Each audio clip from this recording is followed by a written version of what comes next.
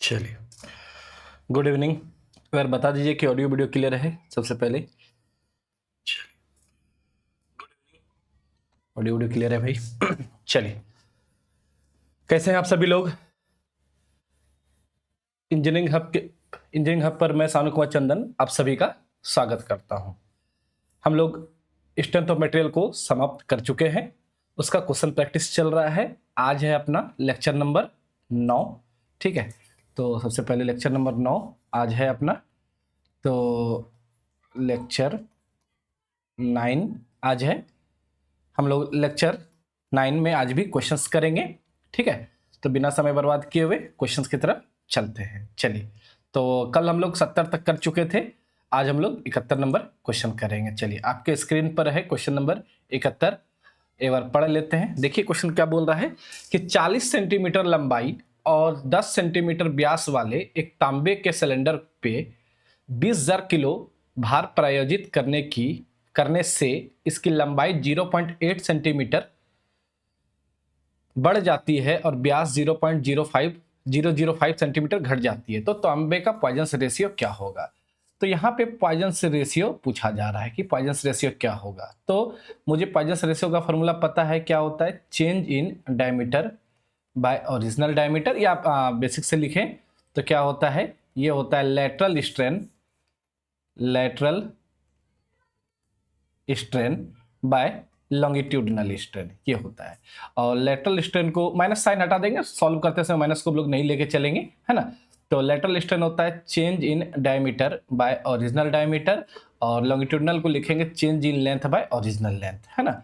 अब यहाँ पर सॉल्व करेंगे, सारा मान आपको दिया हुआ है। चेंज इन डायमीटर, देखिए डायमीटर में कितना का चेंजिंग आया है, तो ये आया है 0.005, तो ये आया है 0.005 डिवाइडेड बाय ओरिजिनल डायमीटर कितना है जी, 10 है। सारा यूनिट सेंटीमीटर में है तो सेंटीमीटर में ही है, तो कोई प्रॉब्लम यहाँ पे नहीं आने वाला है। सारा कुछ सेंटीमीटर में है तो कोई प्रॉब्लम यहाँ पे नहीं आने वाला है। ठीक है, और चेंज इन लेंथ कितना है 0.8, और ओरिजिनल लेंथ कितना है 40 है। ओरिजिनल लेंथ कितना है आपको 40 है। चलिए इसको सॉल्व किया जाए तो ये हो जाएगा 0.005 divided by 10 into 40 divided by 0.8, है ना। इसको सॉल्व कीजिए, बताइए क्या आंसर आ रहा है। इसको सॉल्व करके बताइए क्या आंसर आ रहा है आप लोगों का। ठीक है, देखेंगे एक जीरो से एक जीरो कैंसिल आउट हो जाएगा, तो यहाँ पे हो जाएगा आपको 0.005 इंटू 4 डिवाइडेड बाय 0.8। इसको सॉल्व कीजिए, बताइए क्या आंसर आ रहा है। जल्दी से सॉल्व करके बताइए इसका आंसर क्या आ रहा है। चलिए, तो आप लोग इसको सॉल्व करेंगे, इसका आंसर आएगा 0.025 आएगा। ठीक है, जब इसको आप सॉल्व करेंगे तो इसका आंसर 0.025 आएगा। तो यहाँ पर सही ऑप्शन क्या हो जाएगा, सही ऑप्शन है यहाँ पर ए। सही ऑप्शन है इसका क्या, ए। ए यहाँ पर सही ऑप्शन है। चलिए, कोई प्रॉब्लम, इस तरह का क्वेश्चन आपके एग्जाम में आ सकता है। सिंपल क्वेश्चन आएंगे, सिंपल न्यूमेरिकल्स आएंगे आपके एग्जाम में, है ना। तो ये आसान क्वेश्चन था आपके स्क्रीन पर। चलिए नेक्स्ट क्वेश्चन की तरफ बढ़ते हैं। क्वेश्चन नंबर 72, क्वेश्चन नंबर 72 है आपके स्क्रीन पर। चलिए इसको सॉल्व कीजिए, बताइए क्या आंसर आ रहा है इसका। कल भी हमने इस तरह के क्वेश्चन को किया था, तो जल्दी से बताइए इसका क्या आंसर आ रहा है। क्वेश्चन नंबर 72 क्या कह रहा है, the intensity of stress which causes unit strain, है ना। तो यूनिट स्ट्रेन के कारण, तो कल हमने डायरेक्ट इसको नोट में ही लिखाया था। कल इस तरह के इस क्वेश्चन को डायरेक्ट हमने नोट में लिखाया था कि यदि आपका यूनिट स्ट्रेन है तो यूनिट स्ट्रेन के केस में, जो आपका यूनिट स्ट्रेन के केस में जो आपका यंग्स मॉडुलस है वो आपके स्ट्रेस के क्या होता है, बराबर होता है ना। इसका मतलब है कि स्ट्रेस किसके बराबर होगा, यंग्स मॉडुलस के बराबर होगा। स्ट्रेस किसके बराबर होगा, यंग्स मॉडुलस के बराबर होगा। और यंग्स मॉडुलस को ही दूसरे शब्द में हम लोग क्या बोलते हैं, इसका एक और नाम है क्या, modulus of elasticity. Modulus of elasticity होगा, है ना, मॉडुलस ऑफ इलास्टिसिटी होगा। क्या बोल रहे हैं,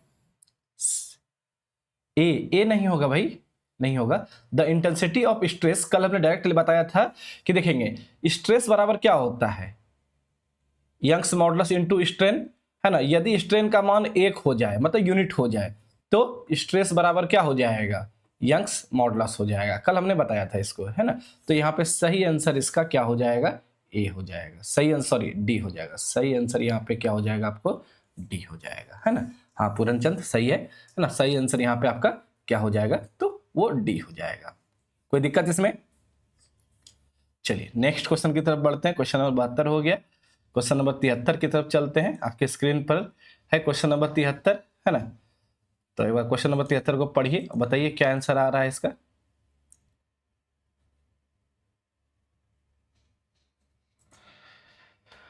क्वेश्चन नंबर 73 क्या कर रहा है, पदार्थ का वह गुण जिसके कारण भार के हटाने पर वस्तु अपनी मूल आकृति में पुनः वापस आ जाती है, क्या बोलते हैं उसको, है ना। पदार्थ का वह गुण जिसके कारण वस्तु अपने मूल आकृति में क्या आ जाती है, वापस आ जाती है, उसको क्या बोलते हैं, इलास्टिसिटी बोलते हैं। बिल्कुल सही है, शिव जी का सही आ रहा है, बिल्कुल सही है। यहाँ पर उसको क्या बोलते हैं, इलास्टिसिटी बोलते हैं। बिल्कुल सही है भाई आपका, ये आपका क्या हो जाएगा, इलास्टिसिटी हो जाएगा। क्लियर है। तो ऑप्शन नंबर बी यहाँ पर करेक्ट है। ऑप्शन नंबर बी यहाँ पर क्या है, करेक्ट है। चलिए क्वेश्चन नंबर 73 हो गया। क्वेश्चन नंबर 74 की तरफ चलते हैं। देखेंगे फाइब्रस फ्रैक्चर अकर्स इन, रेशेदार फ्रैक्चर किस में होता है, डक्टाइल मटेरियल में, ब्रिटल मटेरियल में, इलास्टिक मटेरियल में या हार्ड मटेरियल में, किस में होता है बताइए जल्दी से। जो आपका रेशेदार फाइबर फ्रैक्चर होता है वो किस में होता है। 74 का आंसर बताइए। हाँ ठीक है पूरन, 73 का बी होगा, सही है ना। 74 का बताइए क्या आंसर होगा कि फाइब्रस फ्रैक्चर अकर्स इन किस में, डक्टाइल मटेरियल में, ब्रिटल मटेरियल में, इलास्टिक मटेरियल में या हार्ड मटेरियल में, किस में होगा जल्दी से बताइए इसका क्या आंसर होगा। देखेंगे, ध्यान देंगे, जब हम लोग किसी ब्रिटल मटेरियल को या जब मेरा कोई ब्रिटल मटेरियल यदि फ्रैक्चर होता है, जैसे मान लीजिए कि ये मेरा ब्रिटल मटेरियल है ना, और यदि ये फ्रैक्चर हो रहा है तो ब्रिटल मटेरियल कुछ इस तरह से फ्रैक्चर होता है ना। ब्रिटल मटेरियल कुछ इस तरह से आपको क्या होता है, फ्रैक्चर होता है। और यदि आपका डक्टाइल मटेरियल है, जैसे कि मान लीजिए कि ये आपका क्या है, एक डक्टाइल मटेरियल है, ये आपका क्या है, डक्टाइल मटेरियल है। तो डक्टाइल मटेरियल यदि फ्रैक्चर होगा तो डक्टाइल मटेरियल जब फ्रैक्चर होता है तो वो रेशेदार फ्रैक्चर होता है। देखेंगे कैसा होता है, वो कुछ इस तरीके का आपको क्या दिखेगा, फ्रैक्चर दिखेगा। डक्टाइल मटेरियल में कुछ इस तरीके का आपको क्या दिखता है, फ्रैक्चर दिखता है। ठीक है, तो इसी को हम लोग क्या बोलते हैं, रेशेदार फ्रैक्चर बोलते हैं। इसी को हम लोग क्या बोलते हैं, रेशेदार बोलते हैं। तो ये किस में होता है, ये डक्टाइल मटेरियल में होता है, ये डक्टाइल मटेरियल में होता है। क्लियर है। जबकि आपके ब्रिटल मटेरियल में कुछ सिंपल फ्रैक्चर आपको दिखता है, जिसको हम लोग क्लीवेज फ्रैक्चर बोलते हैं, क्लीवेज फ्रैक्चर बोलते हैं। क्लियर है। और यदि आपका ज्यादा डक्टाइल मटेरियल है, ठीक है, मान लीजिए कि आपका मोर डक्टाइल मटेरियल है, कुछ ज्यादा डक्टाइल मटेरियल है, तो ज्यादा डक्टाइल मटेरियल जो है सबसे पहले वो कप एंड कॉन फ्रैक्चर बनाएगा, कुछ इस तरह का फ्रैक्चर बनाता है। ठीक है, तब जाके वो क्या करता है, फ्रैक्चर करता है। ठीक है, तो यदि ज्यादा डक्टाइल मटेरियल है तो वो कप एंड कॉन फ्रैक्चर बनाता है। याद रखेंगे इस तीन वर्ड को, कप एंड कॉन फ्रैक्चर बनाता है। ठीक है, तो ब्रिटल मटेरियल क्लीवेज फ्रैक्चर बनाता है, जबकि डक्टाइल मटेरियल है, कम डक्टाइल है तो वो रेशेदार होगा, और ज्यादा डक्टाइल है तो वो कप एंड कॉन होगा। ठीक है, तो यहाँ पर सही आंसर कौन सा हो जाएगा, तो यहाँ पर सही आंसर आपका हो जाएगा कौन सा, इस क्वेश्चन का, तो ए हो जाएगा। इस क्वेश्चन का सही आंसर क्या हो जाएगा, आपको ए हो जाएगा। क्लियर है। तो 74 का आंसर क्या हो जाएगा, ए हो जाएगा। चलिए नेक्स्ट क्वेश्चन की तरफ बढ़ते हैं। Question number 75। क्वेश्चन नंबर 75 आपके स्क्रीन पर है। देखिए क्या कह रहा है, एक इंजीनियरिंग सामग्री के लिए बल्क मापांक और रिद मापांक का अनुपात 3 है, तो पॉइजन अनुपात क्या होगा। ठीक है, आपको यहाँ पर क्वेश्चन में बल्क मॉडुलस और क्या कहते हैं, मॉडुलस ऑफ रिजिडिटी, इस दोनों का अनुपात दिया हुआ है 3, तो पॉइजन रेशियो पूछ रहा है। जल्दी से सॉल्व कीजिए इसको, है ना। बिना कॉपी कलम के ये बनेगा नहीं, है ना, तो आपको थोड़ा सा कॉपी कलम का उपयोग करना होगा। तो बताइए इसका क्या आंसर होगा। देखेंगे यहाँ पर क्वेश्चन में क्या दिया हुआ है, बल्क मॉडुलस को हम लोग के से डिनोट करते हैं, और मॉडुलस ऑफ रिजिडिटी को जी से डिनोट करते हैं, है ना। और इस दोनों का अनुपात कितना दिया हुआ है, 3 दिया हुआ है। और क्वेश्चन में आपसे पूछा जा रहा है कि पॉइजन रेशियो क्या होगा। क्वेश्चन में आपसे पूछा जा रहा है कि पॉइजन रेशियो क्या होगा, है ना। तो हम दो फार्मूला पढ़े हैं रिलेशन में, याद करेंगे। ई बराबर होता है क्या, 2g 1 प्लस म्यू, और एक पढ़े हैं ई बराबर क्या, 3k 1 माइनस 2 म्यू। ये फार्मूला हम पढ़े हैं। अब आप इसको ऐसे भी लिख सकते हैं क्या, ई बराबर 2g 1 प्लस म्यू बराबर 3k 1 माइनस 2 म्यू, ऐसे भी आप लिख सकते हैं। तो आपको यहाँ पे इस दोनों को सॉल्व कीजिए, इस दोनों को सॉल्व कीजिए और म्यू का मान निकालिए। बताइए क्या आ रहा है म्यू का मान, इसको सॉल्व कीजिए, बताइए म्यू का यहाँ से क्या मान आएगा। सॉल्व कीजिए जल्दी से और बताइए क्या आ रहा है म्यू का मान। चलिए मैं ही सॉल्व कर देता हूं आपको। तो यहाँ पे देखिएगा k बाई जी का अनुपात दिया हुआ है ना, तो इधर 2 को रहने दीजिए, 1 प्लस म्यू भी रहने दीजिए, और 3 को नीचे ले आएंगे, और 1 माइनस 2 म्यू को भी नीचे ले आएंगे, और इधर बचेगा क्या, k बाय जी, है ना। जी को हमने नीचे ले आया, और k बाय जी का मान कितना दिया हुआ है, 3 दिया हुआ है। चलिए इसको सॉल्व करते हैं। तो हो जाएगा 2 गुना 1 प्लस म्यू बराबर 3 तिया 9, 1 माइनस 2 म्यू, है ना। चलिए इसको सॉल्व कीजिए। तो इसको जब सॉल्व करेंगे तो 2 एकम 2, और इधर हो जाएगा 2 म्यू, इधर हो जाएगा 9 माइनस 9 दूनी 18 म्यू। तो इस प्रकार हो जाएगा 18 2 20 म्यू बराबर 7। तो म्यू बराबर हो गया 7/20, है ना, 7/20 आ रहा है। चलिए इसको सॉल्व करके बताइए दशमलव में, क्योंकि सारा आंसर आसपास है। तो एक बार सॉल्व करके बताइए क्या आंसर आ रहा है। 20 से भाग दीजिए 7 में, बताइए क्या आंसर आ रहा है ना। दशमलव में आंसर बताइए क्या आ रहा है, क्योंकि सारा आंसर आसपास से ही है। सॉल्व कीजिए, थोड़ा आप लोग भी मदद, थोड़ा आप लोग भी कैलकुलेशन कीजिए। जल्दी से बताइए क्या आंसर आ रहा है इसका।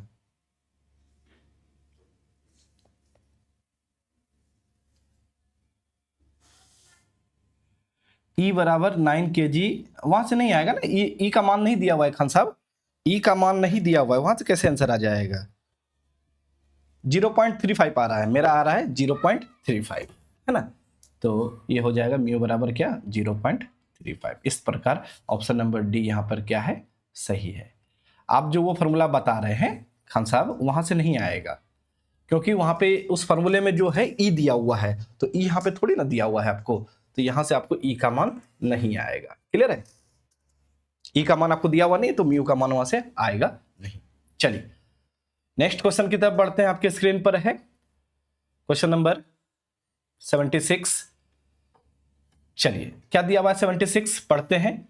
क्या कह रहा है कि दी गई सामग्री के लिए बल्क मापांक 100 गीगापास्कल और पॉइजन अनुपात 0.25 है, तो फिर रिजिडिटी का मापांक का मान क्या होगा। सेम फार्मूले पे क्वेश्चन बनेगा, सेम फार्मूले पे क्वेश्चन बनेगा, ठीक है। बस आपको यहाँ पे क्या क्या दिया हुआ है इसको लिख लीजिए। आपको यहाँ पे प्रश्न में दिया हुआ है बल्क मापांक दिया हुआ है, मतलब के दिया हुआ है 100 गीगापास्कल, और पॉइजन रेशियो दिया हुआ है 0.25।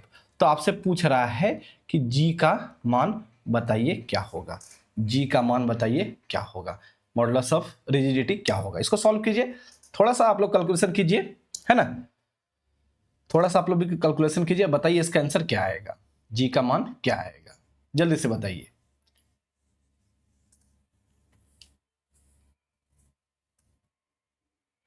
चलिए देखेंगे, हम लोग जानते हैं फॉर्मूला, ई बराबर होता है क्या, 2g 1 माइनस म्यू बराबर 3k 1 प्लस म्यू होता है, 3k 1 माइनस 2 म्यू होता है ना। चलिए इस दोनों को सॉल्व कर लेंगे, आंसर आ जाएगा। सारा मान सिर्फ रख दीजिए आप। तो g का मान तो हमें निकालना है, म्यू का मान क्वेश्चन में 0.25 दिया हुआ है, और k का मान आपको 100 दिया हुआ है ना। 1 माइनस 2 म्यू का मान 0.25 दिया हुआ है। इस प्रकार हो जाएगा आपको 2g, और इधर हो जाएगा 1.25, इधर हो जाएगा आपको 300 गुना, तो इधर 0.25 इंटू 2 हो जाएगा 0.5, और एक में से 0.5 चला गया तो 0.5 हो जाएगा, है ना। चलिए इसको और सॉल्व कर लेते हैं। तो इस प्रकार हो जाएगा 2g इंटू, चलिए 1.25 इंटू 2 भी कर लीजिए तो डायरेक्ट हो जाएगा 2.5 जी, और इधर हो गया 300 गुना 0.5 करेंगे तो ये हो जाएगा 150, तो जी का मान आ गया 150/2.5, है ना। दशमलव को हटाएंगे तो ऊपर 0 आ जाएगा, और 25 छंग 150 तो 60 हो जाएगा। तो जी का मान कितना आ रहा है आपको, 60 गीगा पास्कल आ रहा है। जी का मान आपको 60 गीगा पास्कल आ रहा है, ठीक है। तो यहाँ पे सही आंसर कौन सा हो जाएगा, बी हो जाएगा। सही आंसर इसका बी हो जाएगा, ठीक है। देखिए ये क्वेश्चन आपके आरआरबी मुंबई में पूछा गया था 2009 में, है ना। क्लियर है, क्लियर है सारा। ये थोड़ा सा कैलकुलेशन कीजिए, है ना। आप लोग कुछ कमेंट आप लोगों का आ नहीं रहा है, क्या बात है जी। सेशन को जल्दी से आप लोग शेयर भी कर दीजिए, लाइक कर दीजिए, कमेंट कीजिए जल्दी जल्दी, है ना। चलिए 76 का भी बिल्कुल सही है पूरन, लेकिन थोड़ा सा स्पीड लाइए पूरन, ठीक है, तभी तो होगा। मेरे बनाने के बाद आप फिर कमेंट कर रहे हैं, तो थोड़ा सा आप स्पीड लाइए। चलिए 76 हो गया, 77 नंबर की तरफ चलते हैं। देखिए क्या कह रहा है कि यदि यंग मापांक और आयतन मापांक बराबर है तो पॉइजन रेशियो का क्या मान होगा। कह रहा है प्रश्न में कि यदि यंग मापांक को हम लोग ई से डिनोट करते हैं भाई, यंग मापांक को ई से डिनोट करते हैं, और पॉइजन आयतन मापांक ये दिया हुआ भी है ई बराबर के, आपको यहाँ प्रश्न में दिया हुआ है। तो कह रहा है कि पॉइजन रेशियो का क्या मान होगा। चलिए जल्दी से बताइए इसका क्या आंसर आएगा, इसका आंसर बताइए क्या आएगा। चलिए तो हम लोग फॉर्मूला जानते हैं कि E बराबर होता है क्या, 3K 1 - 2 म्यू, ये फॉर्मूला जानते हैं। अब प्रश्न में आपको E और K दोनों बराबर है, मतलब ये कैंसल आउट हो जाएगा। इसका मतलब बचा 1 बराबर 3 एकम 3 और 3 गुना 2 6 म्यू हो जाएगा, है ना। या चलिए ठीक है, तो इस प्रकार हो गया 6 म्यू बराबर 2 और म्यू बराबर हो गया 2/6, तो क्या आ गया आंसर 1/3 आ गया। ऑप्शन नंबर क्या आ रहा है मेरा, सी आ रहा है, ऑप्शन नंबर सी आ रहा है, ठीक है। सही है ना, कैलकुलेशन कहीं मिस्टेक हुआ है। हाँ जी, पूरन का इस बार सी आ रहा है, दीपक का भी सी आ रहा है, ठीक है, सी आ रहा है।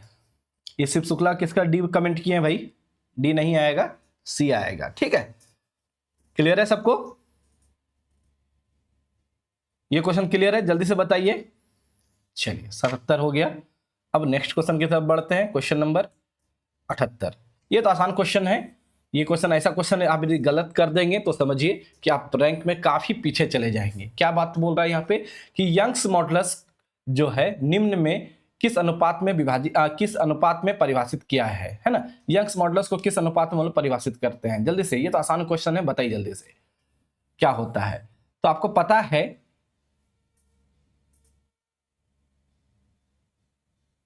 बताइए जल्दी से इसका क्या होगा यंग्स मॉडुलस। तो आपको पता है कि यदि आपका नॉर्मल स्ट्रेस है ना, या लॉन्गिट्यूडनल स्ट्रेस है, तो लॉन्गिट्यूडनल स्ट्रेस बराबर क्या होता है, Young's modulus into longitudinal strain होता है ना। तो यहाँ से यंग्स मॉडुलस हो जाएगा सिग्मा बाय ई, जहाँ पे सिग्मा क्या है, longitudinal stress by longitudinal strain, है ना। तो यहाँ पे ये हो जाएगा। तो ऑप्शन मिला लीजिए कौन सा है। तो सबसे पहला ऑप्शन में यहाँ पे क्या है, लॉन्गिट्यूडनल स्ट्रेन या लेटरल है, तो ये नहीं होगा। यहाँ लेटरल स्ट्रेन है, ठीक है, ये भी नहीं होगा। यहाँ भी देखिएगा, सबसे पहले तो जैसा स्ट्रेस होता है वैसा ही स्ट्रेन होना चाहिए, है ना। किसी भी इलास्टिक कांस्टेंट को डिफाइन करने के लिए जैसा स्ट्रेस है वैसा ही स्ट्रेन होना चाहिए, अलग अलग नहीं होना चाहिए। तो यहाँ सेम ऑप्शन तो सिर्फ बी में ही दिख रहा था, ठीक है। तो आप डायरेक्ट भी यहाँ पे लगा सकते थे, डायरेक्ट भी आप इसको आंसर बी लगा सकते थे, ठीक है। 78 का क्या हो जाएगा, बी हो जाएगा। जैसा हुक्स लॉ के लिए देखिएगा, हुक का जो नियम बोलता है, हुक का नियम जो बोलता है, हुक के नियम से ही आपको क्या आता है, हुक के नियम से ही आपको इलास्टिक कांस्टेंट आता है ना। हुक के नियम से ही आपको इलास्टिक कांस्टेंट आता है, और 4 इलास्टिक कांस्टेंट होता है। कौन कौन सा, तो एक होता है यंग्स मॉडुलस, दूसरा होता है मॉडुलस ऑफ रिजिडिटी, तीसरा होता है बल्क मॉडुलस, और चौथा होता है पॉइजन रेशियो। ये 4 होता है, ठीक है। तो यंग्स मॉडुलस के लिए आपको क्या चाहिए, नॉर्मल स्ट्रेस, नॉर्मल स्ट्रेस और नॉर्मल स्ट्रेन चाहिए, ये दो चीज चाहिए होता है, नॉर्मल स्ट्रेस और नॉर्मल स्ट्रेन। इसी को लॉन्गिट्यूडनल भी बोलते हैं, ठीक है। जबकि आपको मॉडुलस ऑफ रिजिडिटी के लिए क्या चाहिए, शियर स्ट्रेस और शियर स्ट्रेन चाहिए, जैसा स्ट्रेस है वैसा ही स्ट्रेन होगा, ठीक है। और बल्क मॉडुलस के लिए क्या चाहिए, वॉल्यूमेट्रिक स्ट्रेस और वॉल्यूमेट्रिक स्ट्रेन चाहिए होता है, वॉल्यूमेट्रिक स्ट्रेन चाहिए होता है, ठीक है। इस चार में से एक पॉइजन्स रेशियो ही ऐसा है जहां पे स्ट्रेस नहीं आता है। यहां पे पॉइजन्स रेशियो के लिए आपको लैटरल स्ट्रेन और लॉन्गिट्यूडनल स्ट्रेन चाहिए, है ना, ये चाहिए होता है पॉइजन्स रेशियो के लिए। इस तीनों का यूनिट आपको क्या होता है, न्यूटन पर mm स्क्वायर होता है, न्यूटन पर mm स्क्वायर होता है, जबकि पॉइजन्स रेशियो का कोई यूनिट नहीं होता है, ठीक है। तो यहाँ पे आंसर बी होगा। चलिए 78 नंबर हो गया है, अब 79 की तरफ चलते हैं। चलिए ये एक बेहतरीन क्वेश्चन है, चलिए इसको थोड़ा सा हम जूम कर देते हैं क्वेश्चन को, क्योंकि ये बेहतरीन क्वेश्चन है भाई, ठीक है। तो इस क्वेश्चन का थोड़ा सा आप ध्यान से पढ़ेंगे और शायद हो सके कि आपसे हो सकता है कि ये क्वेश्चन ना बने, एक बार हम समझा देंगे, फिर आप इसके रिजल्ट को याद रखेंगे, ठीक है। इसके रिजल्ट को आप याद रखेंगे, आपके स्क्रीन पर है 79 नंबर, ठीक, हमने जूम कर दिया है। क्या कह रहा है कि to express stress strain relation for a linearly elastic homogeneous isotropic material, minimum number of material constant, है ना, कितना होगा, ये कितना होगा। तो आपके पास चार इलास्टिक कांस्टेंट होता है, ई, के, जी और mu, Young's modulus, modulus of rigidity, उसके बाद बल्क मॉडुलस और पॉइजन्स रेशियो, ठीक है। तो आपको यदि स्ट्रेस स्ट्रेन के बीच में रिलेशन स्थापित करना है तो कम से कम कितना आपको इलास्टिक कांस्टेंट का वैल्यू पता होना चाहिए, कितना पता होना चाहिए, जल्दी से बताइए। ये बेहतरीन क्वेश्चन है, इंपॉर्टेंट क्वेश्चन है, बेहतरीन क्वेश्चन है ना। इसका मान बताइए क्या होगा, क्या आंसर आएगा। दीपक राज बोल रहे हैं 79 का ए, कृष्णा भी ए बोल रहे हैं, ठीक है। चलिए बाकी लोग का क्या है जी, चलिए ध्यान देंगे, देखेंगे। आपको ऐसे भी पता होना चाहिए, सबसे पहला चीज, हम लोग स्ट्रेंथ ऑफ मटेरियल में आइसोट्रोपिक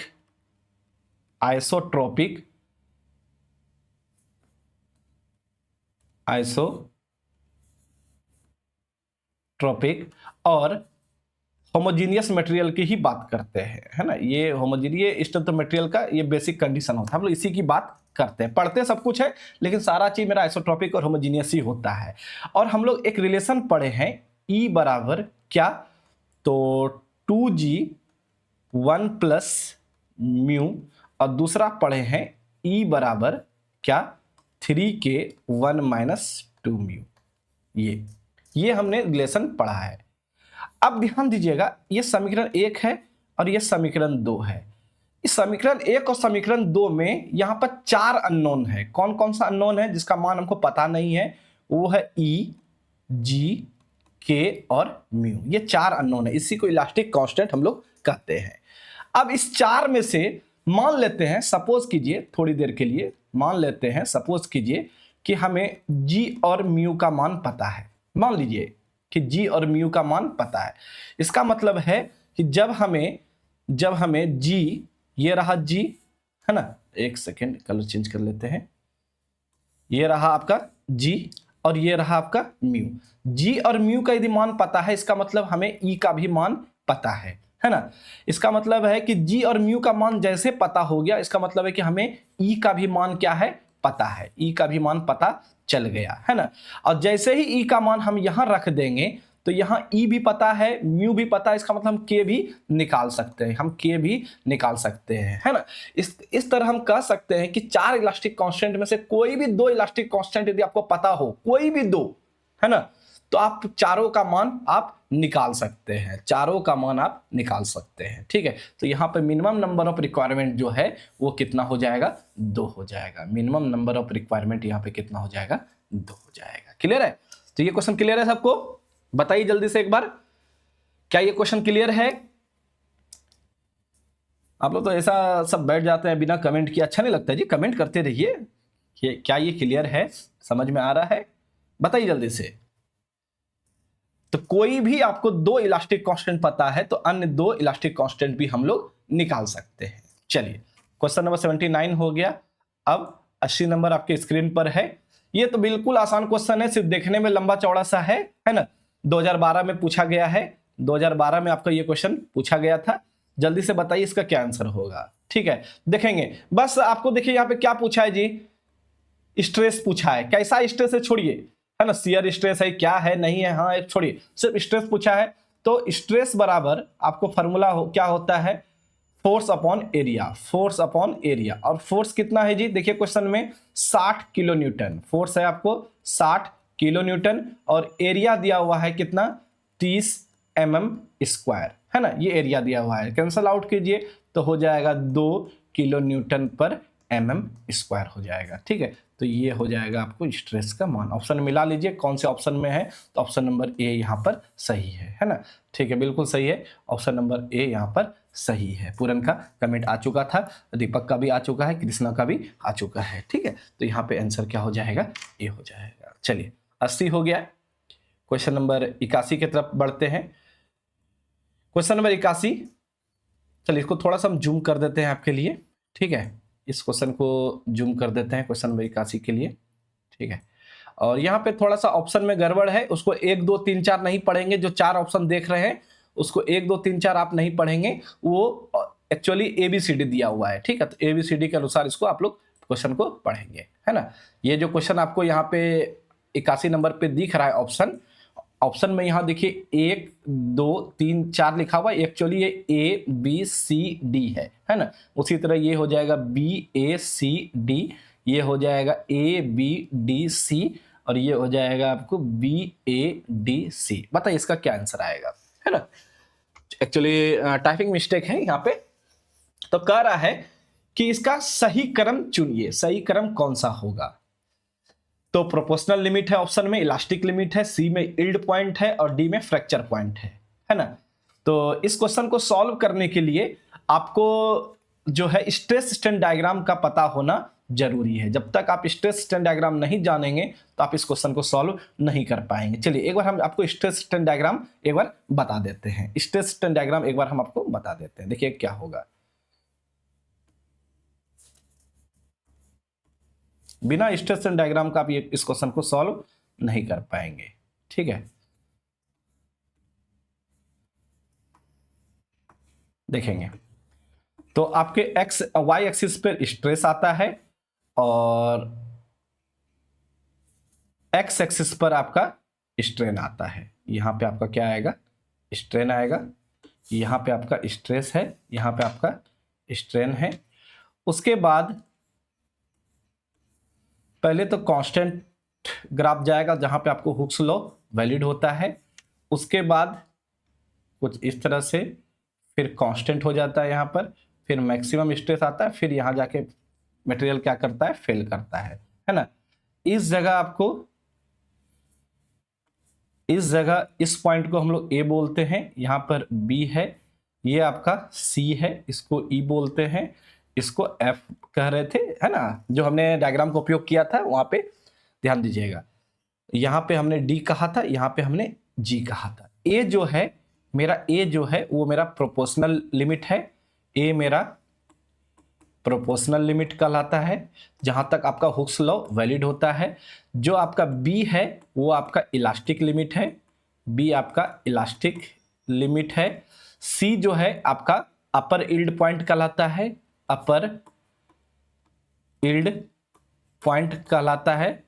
उसके बाद आपका जो डी है वो लोअर यील्ड पॉइंट कहलाता है, लोअर यील्ड पॉइंट।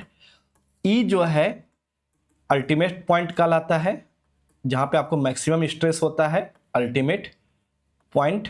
उसके बाद एफ जो है वो मेरा क्या है, फ्रैक्चर पॉइंट है। एफ मेरा क्या है, फ्रैक्चर पॉइंट होता है ना।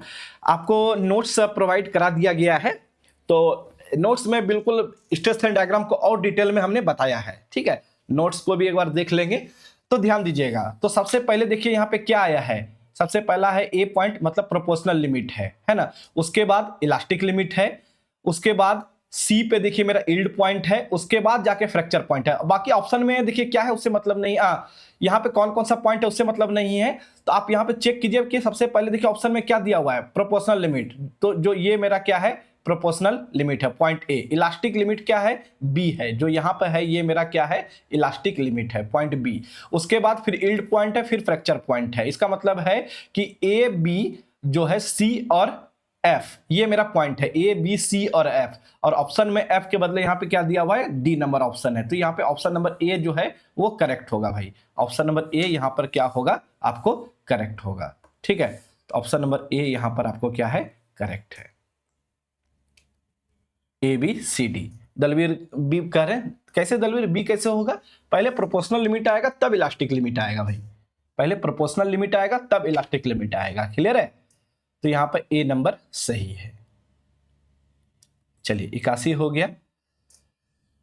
82 नंबर, जब एक तार को खींचकर उसकी प्रारंभिक लंबाई का दुगुना कर दिया जाए तो उसके अनुदैर्ध्य विकृति निम्न में क्या होगी।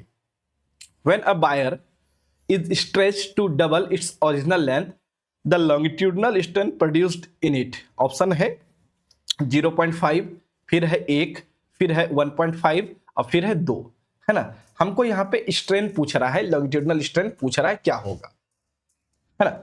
देखेंगे तो मान लेते हैं कि ये मेरा कोई वायर है और जब उसको खींचे तो खींचने के बाद उसका लंबाई क्या हो गया डबल हो गया, है ना।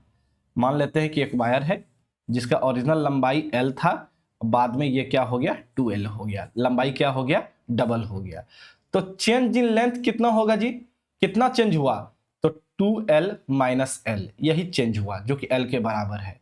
और स्ट्रेन का क्या फॉर्मूला होता है कि change in length by original length, change in length कितना है L है और ओरिजिनल लेंथ भी L है ना, तो L से L कैंसल आउट हो जाएगा, तो क्या बचेगा स्ट्रेन का मान 1 होगा, तो स्ट्रेन का मान क्या होगा 1 होगा, तो सही आंसर यहाँ पे B हो जाएगा, सही आंसर इसका आपको B हो जाएगा, क्लियर है। तो 82 का क्या हो जाएगा B हो जाएगा। सिंह साहब B बोल रहे हैं, ठीक है। पूरन चंद भैरवा D बोल रहे हैं, डी कैसे होगा भाई, पूरन D कैसे होगा। और एक किनका आया है दलवीर A बोल रहे हैं, कैसे भाई A कैसे होगा बताइए एक बार, ये कैसे हो सकता है। मेरा तो बी आ रहा है, आरआरबी चंडीगढ़ में पूछा गया है 2012 में ये प्रश्न, मेरा तो बी आ रहा है, आप लोगों का ए कैसे आ रहा है जल्दी से बताइए, ए कैसे आ रहा है। ठीक है, हो सकता है कैलकुलेशन बी सही है, हाँ जी बी सही है। चलिए 82 हो गया। 83 नंबर क्या कह रहा है क्वेश्चन कि एक पदार्थ का आपको प्रत्यास्थ मापांक मतलब यंग्स मॉडुलस 120 गीगापास्कल है और उसका शियर मापांक जो है, शियर मॉडुलस जो है 50 गीगापास्कल है, तो पॉइजन रेशियो क्या होगा, है ना। आपको क्वेश्चन में यहां पर यंग्स मॉडुलस दिया हुआ है 120 गीगापास्कल और आपका जो शियर मॉडुलस है वो शियर मॉडुलस आपको दिया हुआ है 50 गीगापास्कल। तो यहाँ पे पॉइजन रेशियो पूछ रहा है कि क्या होगा। ये तो सिंपल सा फॉर्मूला है, तो फॉर्मूला क्या है आपका कि E बराबर होता है 2G1 प्लस म्यू, ये फॉर्मूला होता है। इसी फॉर्मूले से आप बना सकते हैं। तो E का मान आपको दिया हुआ है 120, 2 गुना G का मान 50 है और म्यू के मान को हमको निकालना है, तो हो जाएगा 120 बटे 100, 50 गुना 2 को 100 को नीचे ले आए तो 1 प्लस म्यू, इस तरह म्यू बराबर हो जाएगा 1.2 माइनस 1, तो हो जाएगा 0.2 हो जाएगा। तो सही आंसर है इसका बी नंबर, सही आंसर है इसका बी नंबर, है ना। तो सिंह साहब बी बोल रहे हैं, दलवीर 1 बोल रहे हैं, पूरन चंद भैरवा बी बोल रहे हैं, ठीक है। चलिए लग रहा है कि दलवीर या तो क्लास आपने पहले किया नहीं है, ठीक है, या तो आपको समझ में नहीं आ रहा है। चलिए 83 हो गया। क्वेश्चन नंबर 84 की तरफ बढ़ते हैं। क्या कह रहा है कि when a nut is tightened by placing a washer below it the bolt will be subjected to. जब एक नट को नीचे वाशर रखकर कसा जाता है तो बोल्ट में क्या लगता है? टेंसाइल स्ट्रेस लगता है, कंप्रेसिव स्ट्रेस लगता है, शियर स्ट्रेस लगता है, या इनमें से कोई नहीं? क्या होगा? ठीक है, थोड़ा सा ये हटके क्वेश्चन है ना, थोड़ा सा हटके क्वेश्चन है ये। अब कोशिश कीजिए एक बार इसका आंसर लगाने का। क्या होगा कि जब एक नट के नीचे वाशर रखकर कसा जाता है तो बोल्ट में क्या लगता है? तो बोल्ट में क्या लगता है? टेंसाइल स्ट्रेस लगता है, कंप्रेसिव स्ट्रेस लगता है, शियर स्ट्रेस लगता है, या इनमें से कोई नहीं? क्या होगा? ठीक है, तो एक बात को याद रखेंगे कि जो आपका बोल्ट है, जो बोल्ट है, बोल्ट में हमेशा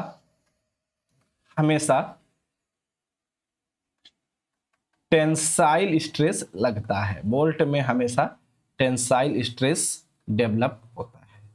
ठीक है, डेवलप होता है। बोल्ट में हमेशा क्या होता है? टेंसाइल स्ट्रेस डेवलप होता है। ठीक है, तो यहां पे इसका सही आंसर ए हो जाएगा। सही आंसर ए हो जाएगा,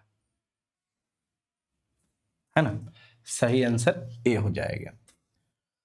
किसी को कुछ कमेंट कुछ कहना है तो बताइए, नहीं तो फिर नेक्स्ट क्वेश्चन की तरफ हम लोग बढ़ेंगे। तो बोल्ट में हमेशा टेंसाइल स्ट्रेस ही क्या होता है? डेवलप होता है। क्लियर है?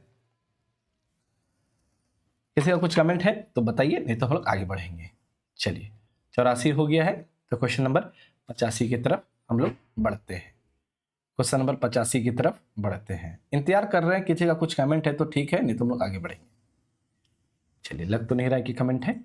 क्वेश्चन नंबर 85, यदि आपने ये क्वेश्चन गलत कर दिया तो समझ लीजिए कि आप रैंक में काफी आप पीछे हैं, है ना?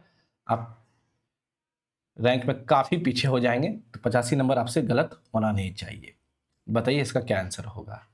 कि modulus of rigidity, sir letter size is very small.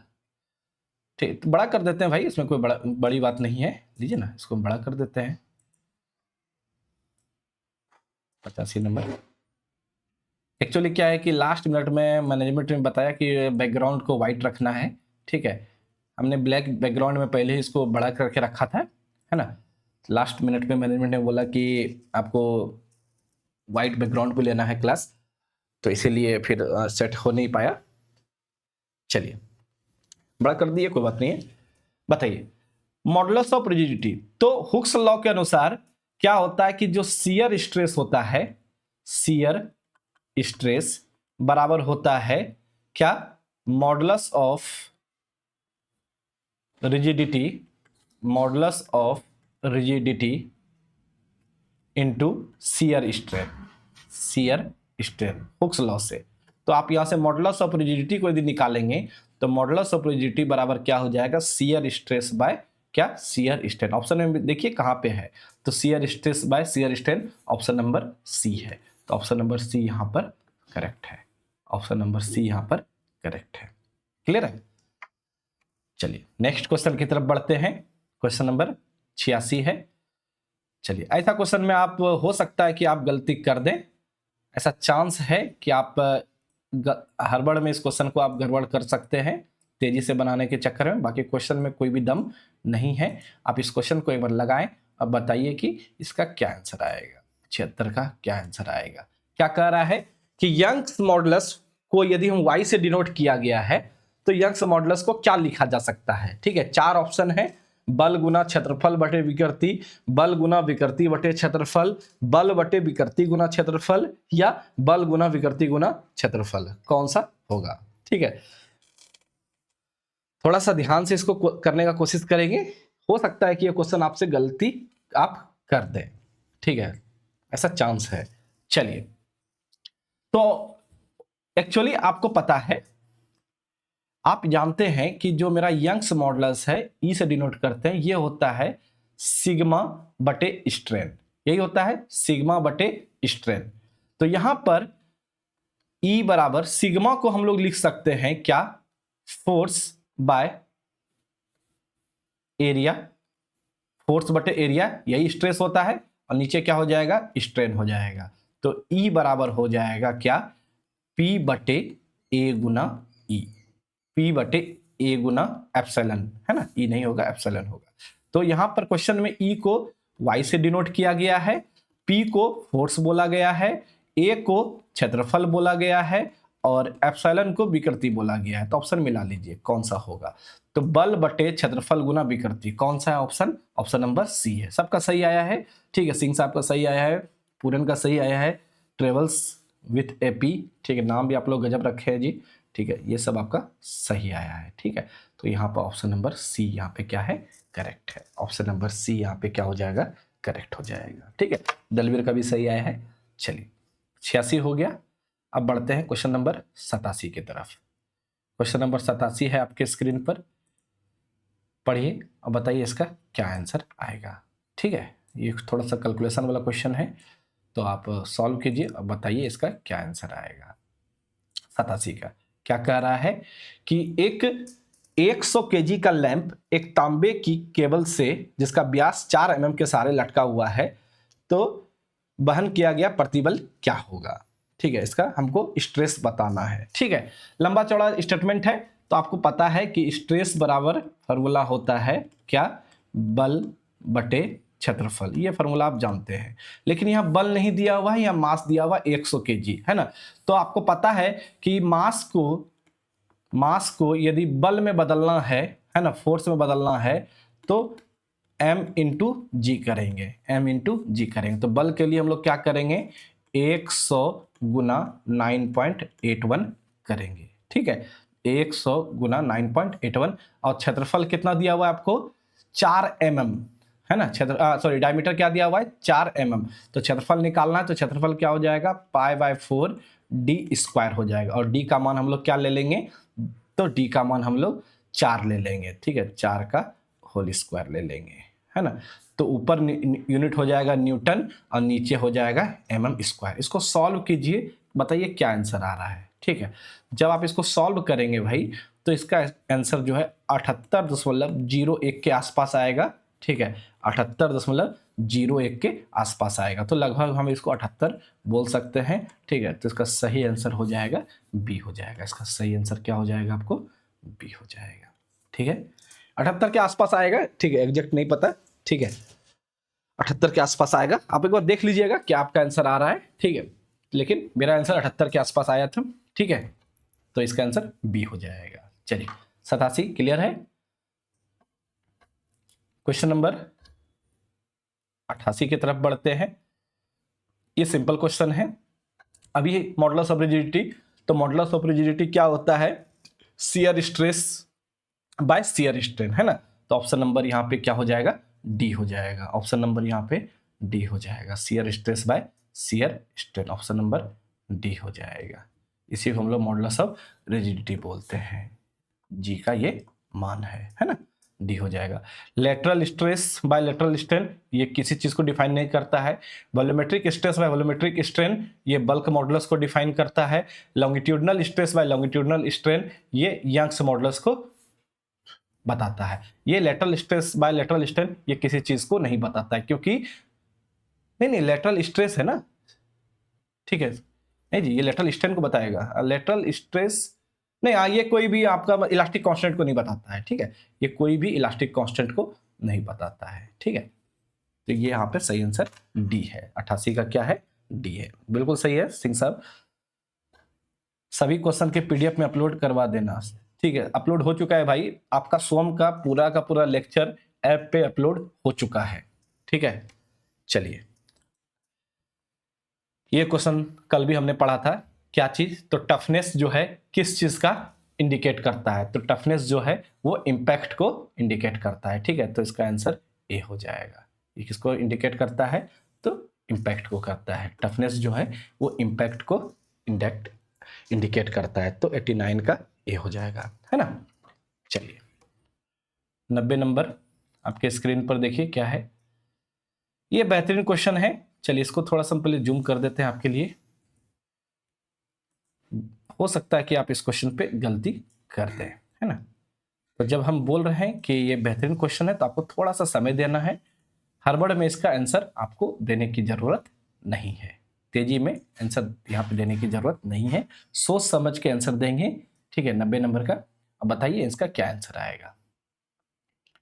क्या कह रहा है कि निम्न में कौन सी विकृति लगाए गए बल के अभिलंबवत लगता है, ठीक है। Which of following strain acts normal to the direction of applied force. पहला है शियर स्ट्रेन, दूसरा है लेटरल स्ट्रेन, तीसरा है कॉम्प्लेक्स स्ट्रेन और डी है वॉल्यूमेट्रिक स्ट्रेन। क्या आंसर आएगा 90 का? जल्दी से बताइए। देखेंगे आप सबसे पहले देखिए यहां पे क्या कर रहे हैं कि फोर्स जो लगा रहे हैं, है ना, which of the following strain acts normal to the direction of applied force. ठीक है, देखेंगे मान लीजिए कि ये कोई आपका मटेरियल है ना, और ये इसका एक्सिस है, ये आपका क्या है, एक्सिस है। मान लेते हैं कि आप इस दिशा में फोर्स लगा रहे हैं, आपने इस दिशा में फोर्स को लगाया। तो जब आप इस दिशा में फोर्स लगाएंगे, है ना, तो इसी दिशा में आपका क्या होगा, ये बॉडी डिफॉर्म करेगा, ये बॉडी इसी दिशा में डिफॉर्म करेगा। लेकिन क्या सिर्फ इसी दिशा में डिफॉर्म करेगा? नहीं जी, एक तो ये इस दिशा में तो डिफॉर्म कर ही रहा है, साथ ही साथ इस दिशा में भी ये क्या कर रहा है, डिफॉर्म कर रहा है। इस दिशा में जो डिफॉर्म कर रहा है, एक्स के दिशा में जो डिफॉर्म कर रहा है, मतलब फोर्स के दिशा में जो डिफॉर्म कर रहा है, इसको ये कौन सा दिशा है, फोर्स का दिशा है ना। तो फोर्स के दिशा में जो डिफॉर्म कर रहा है इसको हम लोग बोलते हैं लेटरल लॉन्गिट्यूडनल स्ट्रेन। क्या बोलते हैं? Longitudinal strain. और उसी समय देखिए क्या कर रहा है, वाई दिशा में, है ना, वाई दिशा में भी डिफॉर्म कर रहा है। ये इसको यदि हम एक्स दिशा बोल रहे हैं तो वाई दिशा में भी डिफॉर्म कर रहा है, जो कि आपका क्या है, आप देखिए फोर्स आप लगाए थे इस दिशा में, है ना, फोर्स आप लगाए थे इस दिशा में और डिफॉर्म यहां ये इस दिशा में कर रहा है, मतलब फोर्स के क्या है, परपेंडिकुलर डिफॉर्म कर रहा है। इसी को तो हम लोग लेटरल स्ट्रेन बोलते हैं जी, इसी को क्या बोलते हैं, लेटरल स्ट्रेन बोलते हैं। ठीक है, इसी को हम लोग लेटरल स्ट्रेन बोलते हैं। तो यहाँ पे सही आंसर क्या हो जाएगा, बी हो जाएगा। ठीक है, सबका सही आया है, सिंह साहब का भी बी आया है, पूरन का भी बी आया है, दलवीर का भी बी आया है, सबका सही है भाई, है ना। तो यहाँ पर आपका सही आंसर क्या हो जाएगा, बी हो जाएगा। तो 90 का यहाँ पे सही आंसर बी है। ठीक है, चलिए नेक्स्ट क्वेश्चन की तरफ बढ़ते हैं। 90 के बाद 91 नंबर क्या कह रहा है कि ability of material to resist deformation. हाँ बताइए इसका क्या आंसर आएगा। जो डिफॉर्मेशन को रजिस्ट करता है वो मटेरियल का कौन सा गुण कहलाता है? ठीक है, टफनेस कहलाता है, स्टिफनेस कहलाता है, प्लास्टिसिटी कहलाता है या हार्डनेस कहलाता है? ठीक है, यहाँ पे क्या आंसर आएगा जल्दी से बताइए। 91 का क्या आंसर आएगा कि जो आपको ability of material to resist deformation, जो डिफॉर्मेशन को रजिस्ट करता है उसे हम क्या कहते हैं? ठीक है, पूरन का ए आ रहा है, शिव का ए आ रहा है और बाकी लोग का इंतजार कर लेते हैं थोड़ा। ठीक है, क्या उसका आंसर होगा जल्दी से बताइए। डिफॉर्मेशन को जो रजिस्ट करे उसको क्या बोलते हैं? देखेंगे एक फॉर्मूला आपको हमने बताया था, डेल्टा एल बराबर ये होता है P L by A E, P L by A E, है ना। तो यहां पर डेल्टा एल बराबर हो जाएगा क्या, P A E by L, और इसी को हम लोग स्टेपनेस कहते हैं, इसी को हम लोग क्या कहते हैं, स्टेपनेस कहते हैं। तो डेल्टा एल बराबर हो जाएगा पी बाय के, है ना। और यदि के ज्यादा होगा, यदि के का मान ज्यादा होगा तो डेल्टा एल का मान आपको क्या होगा, कम होगा। इसका मतलब है कि जो स्टिफनेस है, जो स्टिफनेस है, के को क्या बोलते हैं, स्टिफनेस बोलते हैं, है ना। जो स्टिफनेस है डेल्टा एल को क्या बोलते हैं, डिफॉर्मेशन बोलते हैं। तो वो डिफॉर्मेशन को रजिस्ट करता है। ठीक है, तो डिफॉर्मेशन के रजिस्ट करने की प्रॉपर्टी को हम लोग क्या बोलते हैं, स्टिफनेस बोलते हैं। तो सही आंसर यहाँ पे बी हो जाएगा, यहाँ पे सही आंसर इसका बी हो जाएगा। क्लियर है, चलिए 91 हो गया।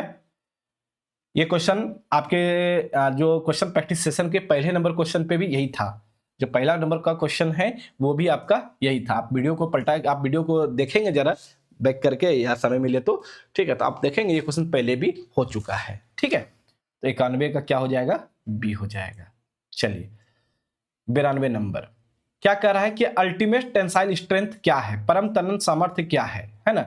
तो 4 ऑप्शन दिया हुआ है, नमूने द्वारा वहन किया गया उच्चतम भार तथा मूल नमूना की अनुप्रस्थ काट का क्षेत्रफल है, या नमूने द्वारा वहन किया गया उच्चतम भार घनमूल नमूना की अनुप्रस्थ काट का क्षेत्रफल है। नमूने द्वारा वहन किया गया उच्चतम भार है, और डी में है नमूने द्वारा या किए गए उच्चतम भार तथा मूल नमूना की अनुप्रस्थ काट के क्षेत्रफल के गुणनफल का वर्ग है। ठीक है, deformation per unit load is stiffness. ठीक है, तो देखेंगे अल्टीमेट टेंसाइल स्ट्रेंथ की बात कर रहा है, अल्टीमेट टेंसाइल स्ट्रेंथ की बात कर रहा है। जो यूटीएस है, अल्टीमेट टेंसाइल स्ट्रेंथ है, यूटीएस जो होता है ना, स्ट्रेस डायग्राम पे जो सबसे आपको मैक्सिमम लोड लगाते हैं। ठीक है, तो एक्चुअली क्या है कि जो आपका जो उच्चतम भार है, जो मैक्सिमम लोड है, मैक्सिमम लोड, अरे है तो ये स्ट्रेस ही ना, अल्टीमेट टेंसाइल स्ट्रेंथ है तो स्ट्रेस ही। तो maximum load by original area या cross sectional area, original area मत लीजिए, क्रॉस सेक्शनल एरिया से भी कम चला सकते हैं, तो क्रॉस सेक्शनल एरिया यही होता है। तो कोई भी किसी भी तरह का स्ट्रेस हो, वो फोर्स अपॉन एरिया ही होता है ना। तो अल्टीमेट टेंसाइल स्ट्रेंथ सिर्फ वहां पे क्या हो जाएगा, मैक्सिमम लोड हो जाएगा बटे क्रॉस सेक्शनल एरिया हो जाएगा। तो यहाँ पे सही आंसर जो है वो ए होगा, वो सही आंसर यहाँ पे ए होगा। क्या, तो maximum load divided by original cross sectional area, A होगा। ठीक है, बाकी में किसी में ऐसा नहीं है, बाकी में किसी में ऐसा नहीं है, क्योंकि बी नंबर में देखेंगे हिंदी और इंग्लिश का जो है, आप हिंदी और इंग्लिश में जो है, जो इंग्लिश के को ही हम लोग मान के चलेंगे। तो बी नंबर में देखिए यहाँ पे क्या दिया हुआ है, maximum load plus original cross section area. ठीक है, तो ये कह रहा है कि मैक्सिमम लोड प्लस एरिया, ऐसा नहीं होता है जी, मैक्सिमम लोड बटे एरिया होता है। यहाँ पे देखिए क्या है, यहाँ पे सिर्फ सी में सिर्फ मैक्सिमम लोड की बात कर रहा है, एरिया को हटा ही दिया है, तो ये भी नहीं होगा। ठीक है, जबकि यहाँ पे क्या बोल रहा है, square of product of maximum load, square of product of maximum load और क्रॉस सेक्शनल एरिया। तो यहाँ पे डी में बोल रहा है कि जो आपका मैक्सिमम लोड है और एरिया का स्क्वायर जो होगा, इसी को हम लोग यूटीएस बोलते हैं, ये भी नहीं होगा। तो ये तीनों नहीं होगा। ठीक है, तो 92 का आंसर क्या हो जाएगा, ये हो जाएगा। चलिए 93 नंबर की तरफ बढ़ते हैं। What is the unit of strength, कोई यूनिट नहीं होता है जी। ठीक है, ना सेंटीमीटर, ना मिलीमीटर, ना माइक्रोन, कुछ भी नहीं, इनमें से कोई भी नहीं होगा। स्ट्रेंथ का कोई यूनिट नहीं होता, स्ट्रेंथ जो है यूनिटलेस होता है। 91 में डाउट है, चलिए देखें जरा 91 में क्या डाउट है भाई इसको। नहीं जी, कोई डाउट नहीं है, वो सही है। ठीक है, 91 सही है भाई, बिल्कुल सही है, यूनिटलेस होता है। चलिए 93 हो गया। 94 नंबर, 94 नंबर है आपके स्क्रीन पर कि निम्न में कौन सा स्टेटमेंट सही है। Stress is proportional to strain, हाँ जी ये सही है। Stress is force per unit area, हाँ स्ट्रेस जो है फोर्स पर यूनिट एरिया को स्ट्रेस बोलते हैं। क्या कह रहा है कि within elastic limit the ratio of stress to the strain is called Young's modulus, हाँ जी ये भी सही है। तो सही आंसर यहाँ पे क्या हो जाएगा, डी हो जाएगा। चारों ऑप्शन जब सही है तो सही आंसर यहाँ पे डी हो जाएगा। क्लियर है। चलिए क्वेश्चन नंबर 95 की तरफ बढ़ते हैं। क्या कह रहा है कि slow plastic deformation of metals under a constant stress at high temperature is known as, धातु पर नियत प्रतिबल के अधीन उच्च तापमान पर धीमा प्लास्टिक विरूपण जाना जाता है। क्या, तो फैटिग, प्लास्टिक डिफॉर्मेशन, क्रीप या इंड्योरेंस, कौन सा होगा। ठीक है, इसमें से कौन सा होगा 95 का। देखेंगे तो हमने बताया था कि एक मटेरियल प्रॉपर्टीज होता है क्रीप। क्रीप एक फिनोमिना है, एक फिनोमिना है जो कि टाइम डिपेंडेंट होता है, जो कि टाइम डिपेंडेंट होता है ना, जो कि टाइम डिपेंडेंट होता है। समय के साथ उसमें क्या आता है, उसमें डिफॉर्मेशन आता है। ठीक है, तो यहां पर क्या कह रहा है कि समय के साथ डिफॉर्मेशन आ रहा है, मतलब बहुत से स्लो उसमें डिफॉर्मेशन होगा। तो डिफॉर्मेशन तो होगा लेकिन स्लो डिफॉर्मेशन होगा, तो स्लो प्लास्टिक डिफॉर्मेशन होगा, स्लो प्लास्टिक डिफॉर्मेशन होता है। तो वो किस में होता है जी, वो क्रीप में होता है। तो यहाँ पे सही आंसर क्या हो जाएगा, सी हो जाएगा। सही आंसर इसका सी हो जाएगा। ठीक है, तो 95 का सही आंसर सी है। चलिए नेक्स्ट क्वेश्चन की तरफ बढ़ते हैं। क्वेश्चन नंबर 96 है, फ्लो स्ट्रेस करस्पॉन्ड्स टू, ठीक है, फ्लूइड इन, क्वेश्चन नंबर 94 क्या बोले सिंह साहब, 94 बोलिए। Stress is proportional to strain, हाँ जी आप सही बोल रहे हैं कि विद इन प्रोपोर्शनल लिमिट होगा, ठीक है, वो आप बिल्कुल सही है, आपकी बात को हम ये भी है कि within elastic limit the ratio of stress to the strain. देखेंगे हमने बताया था कि हुक्स लॉ का यहाँ पे दो स्टेटमेंट चलता है, हुक्स लॉ के लिए दो स्टेटमेंट चलता है, ठीक है, कौन कौन सा? तो एक तो stress is directly proportional to strain, जो सही स्टेटमेंट है वो प्रोपोर्शनल लिमिट होता है, वो प्रोपोर्शनल लिमिट होता है, ठीक है।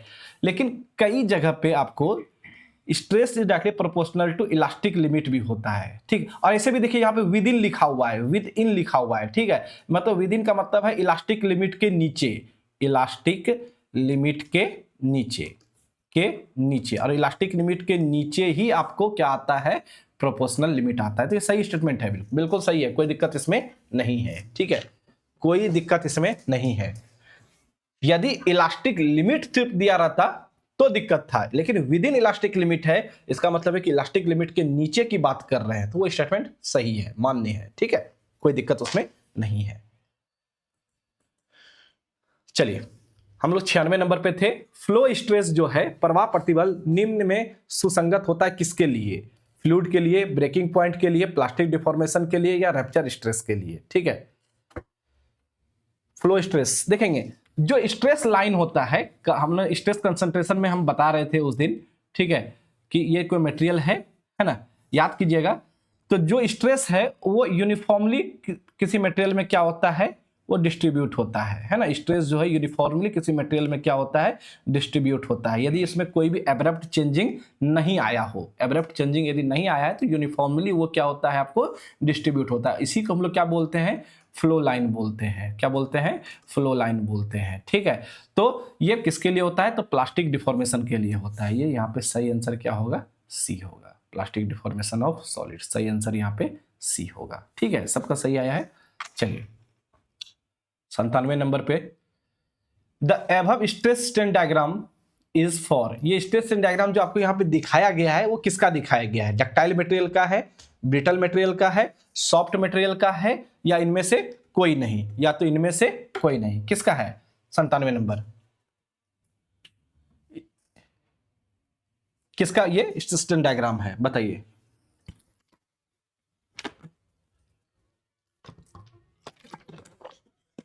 ये जो स्ट्रेस स्ट्रेन डायग्राम दिखाया गया है आपके स्क्रीन पे जो दिख रहा है, ये किसके लिए वैलिड है? डक्टाइल मटेरियल का, ब्रिटल मटेरियल का, सॉफ्ट मटेरियल का, या नन ऑफ दिस, ठीक है। चलिए, तो ये ब्रिटल मटेरियल का स्ट्रेस स्ट्रेन डायग्राम है, ये डायग्राम ब्रिटल मटेरियल का है, ठीक है। यदि प्योर ब्रिटल मटेरियल रहता, एक बार पूछा गया था इंजीनियरिंग एग्जाम के, इंजीनियरिंग के लिए, इंजीनियर्स के लिए कि मेन एग्जाम होता है गेट, है ना, तो गेट में एक बार पूछा गया था कि pure brittle material, pure brittle material का डायग्राम कौन सा होगा, ठीक है। तो प्योर ब्रिटल मटेरियल का जो डायग्राम होता है, स्ट्रेस स्ट्रेन डायग्राम यदि हम बनाए प्योर ब्रिटल मटेरियल का, ठीक है, तो प्योर ब्रिटल मटेरियल का स्ट्रेस स्ट्रेन डायग्राम कुछ इस प्रकार का होता है। ये होता है प्योर ब्रिटल मटेरियल का, ठीक है, उसमें थोड़ा सा भी प्लास्टिक डिफॉर्मेशन नहीं होता है। लेकिन जो आपका ब्रिटल मटेरियल है, थोड़ा सा उसमें small amount of brittle material जो होता है, जनरली जब हम लोग ब्रिटल मटेरियल की बात करते हैं उसमें small amount of plastic deformation होता है, small amount of plastic deformation होता है, ठीक है। तो यहाँ पे इसीलिए देखिए, यहाँ पे कर्व में हल्का सा यहाँ पे देखिए क्या है? कर्व है, स्मॉल अमाउंट है, ठीक है। तो इस बात को याद रखेंगे। तो ये आपका जो डायग्राम है ये ब्रिटल मटेरियल का है, जबकि ये जो डायग्राम है ये आपका प्योर ब्रिटल मटेरियल का है, ठीक है, प्योर ब्रिटल मटेरियल का है, ठीक है। और इस दुनिया में कोई भी प्योर ब्रिटल मटेरियल नहीं है, इसीलिए हम लोग इसको आइडियल ब्रिटल मटेरियल बोलते हैं, ठीक है। आइडियल भी पूछा जा सकता है, आइडियल ब्रिटल मटेरियल के लिए, ठीक है। आइडियली जो ब्रिटल किसी भी मटेरियल का ब्रिटलनेस को जो परिभाषित किया गया है वो यही किया गया है कि उसमें कोई भी प्लास्टिक डिफॉर्मेशन नहीं आता है, किसी भी प्रकार का प्लास्टिक डिफॉर्मेशन जो है वो नहीं आता है, ठीक है। किसी भी प्रकार का प्लास्टिक डिफॉर्मेशन जो है वो नहीं आता है। 97 नंबर क्लियर है। चलिए 98 नंबर क्या कह रहा है कि strain is defined as the ratio. ठीक है, कल भी हमने इस तरह का क्वेश्चन को किया था। ठीक है, तो इसका सही आंसर डी होगा। सही आंसर यहाँ पे इसका डी होगा भाई। पढ़ लेते हैं एक बार ऐसे, कुछ चेंजिंग तो नहीं है। Change in volume by original volume, ठीक है।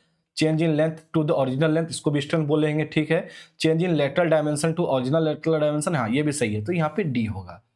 तो इसका आंसर डी होगा। कल वाले क्वेश्चन में वहां पे चेंज इन एरिया भी था। Change in area bye original area ये भी था, है ना। ओरिजिनल एरिया ये भी आपको वहां पे था दिया हुआ, है ना।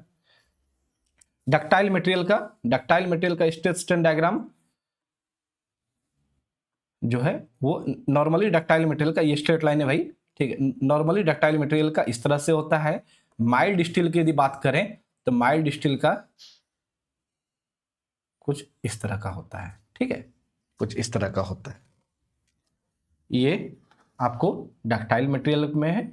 सामान्यतः जो डक्टाइल मटेरियल है एल्युमिनियम वगैरह ये सारा आपको इस तरह का बनेगा, लेकिन माइल्ड स्टील का कुछ इस प्रकार का बनता है स्ट्रेस स्ट्रेन डायग्राम।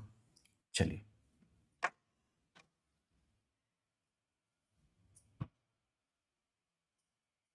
रबड़ आप बोल रहे हैं, उसमें भी थोड़ा सा रहता है भाई, ठीक है, आइडियल मटेरियल नहीं है रबड़। चलिए necking phenomena in stress strain is observe for. Necking phenomena किसमें होता है जी? नेकिंग फिनोमिना जो है डक्टाइल ब्रिटल मटेरियल में नहीं होता है, वो सिर्फ और सिर्फ किसमें होता है? डक्टाइल मटेरियल में होता है। तो इसका सही आंसर क्या हो जाएगा? बी हो जाएगा। इसका सही आंसर यहाँ पे क्या हो जाएगा? बी हो जाएगा। नेकिंग फिनोमिना जो है वो सिर्फ और सिर्फ किसमें होता है? डक्टाइल मटेरियल में होता है, ठीक है। ब्रिटल मटेरियल में सडन फ्रैक्चर होता है। ब्रिटल मटेरियल में क्या होता है? सडन फ्रैक्चर होता है, जबकि डक्टाइल मटेरियल में जो है सबसे पहले क्या होगा? आपका नेकिंग होगा, उसके बाद फिर वहां पे क्या होगा? क्रैक होगा, क्रैक के बाद क्रैक प्रोपगेट करेगा, क्रैक प्रोपगेट करने के बाद वो मटेरियल जाके क्या होगा? फ्रैक्चर करेगा। क्लियर है? चलिए 100 नंबर क्वेश्चन देखेंगे। इनमें से कौन सबसे ज्यादा इलास्टिक है? तो ये क्वेश्चन पहले भी हो चुका है। इसका सही आंसर है स्टील। इसका सही आंसर है आपको स्टील। स्टील जो है इस सब में चारों ऑप्शन में से सबसे ज्यादा क्या है? आपको इलास्टिक है, ठीक है। चलिए क्या कह रहा है कि the value of Poisson ratio for any material can not be exceed. किसी भी मटेरियल का पॉइजन रेशियो जो है, आपको पता है कि पॉइजन रेशियो का जो मान है वो म्यू का जो मान है वो मटेरियल के लिए, इंजीनियरिंग मटेरियल के लिए 0 से 0.5 के बीच में होता है, मतलब 0.5 से ज्यादा नहीं हो सकता है। तो 101 का क्या हो जाएगा? डी हो जाएगा। 101 का आपका ऑप्शन नंबर डी हो जाएगा। चलिए 102 पे चलते हैं। क्या कह रहा है?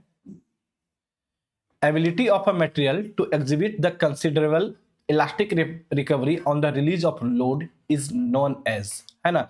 भार छूटने के बाद किसी पदार्थ द्वारा अच्छी प्रत्यास्थ वापसी की क्षमता क्या कहलाता है? चलिए इसका आंसर दीजिए जरा जल्दी से, बताइए क्या होगा? टफनेस होगा, स्टिफनेस होगा, रेजिलियंस होगा या हार्डनेस होगा? ठीक है, देखिएगा इलास्टिक रिकवरी का वर्ड उपयोग किया गया। इलास्टिक रिकवरी का मतलब है कि मटेरियल को यदि हम जैसे ही छोड़े तो अपने ओरिजिनल पोजीशन पे क्या आ जाए? वो वापस आ जाए, ठीक है। ओरिजिनल पोजीशन पे क्या आ जाए? वापस आ जाए, है ना। तो उसको हम लोग क्या बोलते हैं? रेजिलियंस बोलते हैं जी। इसको क्या बोलते हैं? रेजिलियंस बोलते हैं। ये क्या है? एक स्ट्रेन एनर्जी है। रेजिलियंस जो है एक स्ट्रेन एनर्जी है ना। जब हमने स्ट्रेस स्ट्रेन डायग्राम बताया था तो वहां पे बताया था कि इलास्टिक लिमिट के नीचे का जो क्षेत्रफल होता है ना, जो एनर्जी होता है उसी को हम लोग क्या बोलते हैं, या वर्क डन जो होता है उसी को हम लोग क्या बोलते हैं? रेजिलियंस बोलते हैं। और जो मैक्सिमम रेजिलियंस होता है, मैक्सिमम रेजिलियंस, उसको हम लोग क्या बोलते हैं? प्रूफ रेजिलियंस बोलते हैं। क्या बोलते हैं उसको? प्रूफ रेजिलियंस बोलते हैं। और प्रूफ रेजिलियंस को यदि आप वॉल्यूम से डिवाइड कर देंगे तो वो क्या बनता है? मॉडुलस ऑफ रेजिलियंस बनता है, ठीक है।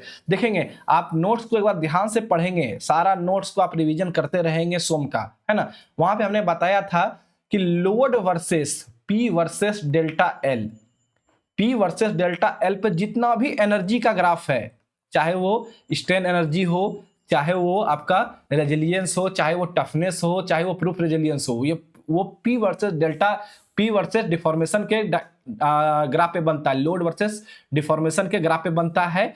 जबकि जितना भी आपका मॉडुलस वाला है, चाहे वो मॉडुलस ऑफ रेजिलियंस हो, चाहे वो मॉडुलस ऑफ टफनेस हो, है ना, ये दोनों मॉडुलस ऑफ रेजिलियंस और मॉडुलस ऑफ टफनेस, ये दोनों स्ट्रेस स्ट्रेन डायग्राम पे बनता है, स्ट्रेस स्ट्रेन डायग्राम पे बनता है। ठीक है, इसको ध्यान में रखेंगे, कहीं पूछ ले आपसे क्वेश्चन में तो एक बार आपके लिए रिवीजन हो गया। चलिए 102 हो गया, 6 क्वेश्चन है, जल्दी से कर ही लेते हैं, खत्म ही हो जाएगा। चलिए क्या कह रहा है कि 0.25 पॉइजन अनुपात वाली सामग्री के लिए प्रत्यास्था मापांक से दृढ़ता मापांक का अनुपात क्या होगा। पॉइजन रेशियो आपको क्वेश्चन में दिया हुआ है कितना, 0.25। पॉइजन रेशियो आपको क्वेश्चन में दिया हुआ है 0.25। तो आपसे पूछ रहा है E/G का क्या मान होगा, E/G का क्या मान होगा। तो आपको पता है कि E बराबर फॉर्मूला होता है 2G 1 प्लस म्यू, ये फॉर्मूला होता है। तो G को नीचे ले आइए, तो E/G बराबर हो जाएगा 2 गुना 1 प्लस म्यू, और म्यू का मान 0.25 दिया हुआ है, तो 2 गुना 1 प्लस 0.25, तो हो गया सवा, सवा गुना 2 तो हो गया 2.5 हो जाएगा।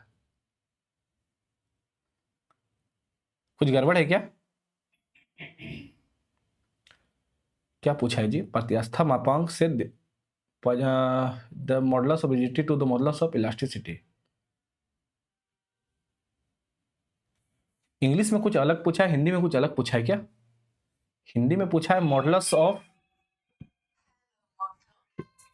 प्रत्यास्था मापांक से दृढ़ता मापांक का अनुपात। ठीक है, चलिए हम हिंदी इंग्लिश वाला पढ़ लेते हैं भाई, हिंदी में कुछ हमको समझने में थोड़ा सा प्रॉब्लम है। ठीक है, एक बार इंग्लिश वाला पढ़ लेते हैं। ठीक है, क्या पूछ रहा है यहाँ पे, modulus of rigidity to the modulus of elasticity, मतलब G/E पूछ रहा है ना, G/E पूछ रहा है। कोई बात नहीं, पहले इसको सॉल्व तो कर लीजिए, E/G का क्या मान आ रहा है वो देख लेते हैं। तो ये आ गया 2 गुना 1.25, तो हो गया 2.5 हो गया, है ना। तो E/G का मान आ गया कितना, 2.5। तो G/E का यदि मान निकालना हो तो क्या हो जाएगा, इसको पलट देंगे तो 1/2 दशमलव क्या हो जाएगा, 5 आएगा, दशमलव हटाएंगे तो 0 आ जाएगा, तो आंसर आ गया 0.4 आ गया। ठीक है, तो सही आंसर है इसका ए, सही आंसर है इसका ए होगा। ठीक है, हिंदी में कुछ गड़बड़ है क्या? हिंदी में उल्टा दिया हुआ है शायद, हिंदी में उल्टा दिया हुआ है, मैंने हिंदी वाला पढ़ लिया था, है ना, हिंदी वाला मैंने पढ़ लिया था। चलिए 103 हो गया, 104। If the modulus of elasticity is 0 the material is said to be. यदि कोई किसी भी मटेरियल का मॉडुलस ऑफ इलास्टिसिटी 0 है तो मटेरियल कैसा होगा, रिजिड होगा, इलास्टिक होगा, फ्लेक्सिबल होगा या प्लास्टिक होगा, बताइए जल्दी से। ठीक है, हो सकता है कि आप इस क्वेश्चन में गलत कर दें। ठीक है, पूरा थोड़ा सा ध्यान से इसको पढ़ेंगे, जब जब मैं ऐसा वर्ड बोल रहा हूं तो आप उसको ध्यान से इस क्वेश्चन को करेंगे। ठीक है, जल्दी से बताइए इसका क्या आंसर होगा, कि यदि किसी पदार्थ का प्रत्यास्था गुणांक 0 है तो वो क्या है, रिजिड होगा, इलास्टिक होगा, फ्लेक्सिबल होगा या प्लास्टिक होगा, बताइए क्या आंसर होगा इसका। 104 का यंग्स मॉडुलस 0 दिया हुआ है, वो किस तरह का मटेरियल होगा,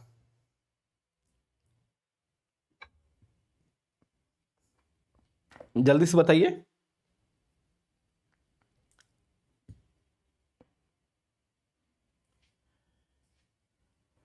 क्या आंसर आएगा इसका? सिंह साहब बोल रहे हैं ए, चलिए सिंह साहब बोल रहे हैं ए, बाकी लोग का